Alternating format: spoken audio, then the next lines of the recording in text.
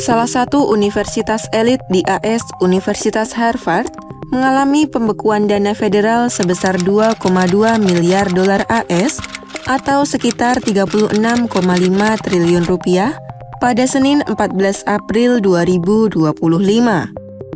Pembekuan itu dilakukan usai universitas menolak serangkaian tuntutan Donald Trump yang diajukan Gedung Putih sebagai tindak lanjut antisemitisme di kampus. Terkait penentangan itu, Presiden Donald Trump melalui sekretaris persnya Karoline Leavitt menuntut permintaan maaf dari Harvard.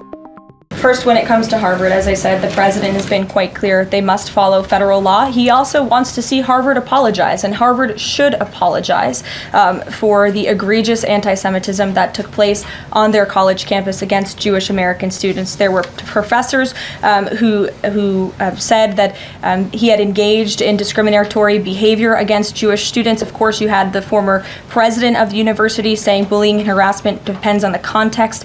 You also had an encampment on Harvard Yard that we all saw play out before the cameras. The university failed to impose formal discipline on any students for this anti-Semitic conduct violations, including the occupation of a campus building and the disruption of classes with bullhorns. The president believes Harvard should apologize to its Jewish American students for allowing such egregious behavior. As for the tax-exempt status, I would defer you to the IRS for any updates.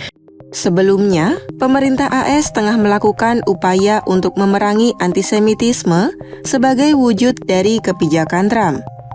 Departemen Pendidikan AS pada bulan Maret lalu menyelidiki lebih dari 60 perguruan tinggi dan universitas terkait tudingan diskriminasi dan pelecehan antisemit. Kemudian pada 3 April, Gedung Putih merilis daftar tuntutan yang mencakup perubahan tata kelola, perekrutan, dan prosedur penerimaan mahasiswa baru.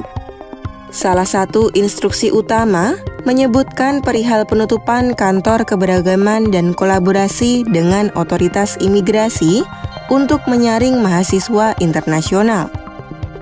Menanggapi hal itu, Presiden Harvard Alan Garber menyatakan tidak akan bernegosiasi mengenai independensinya atau hak konstitusional yang dimiliki kampus itu.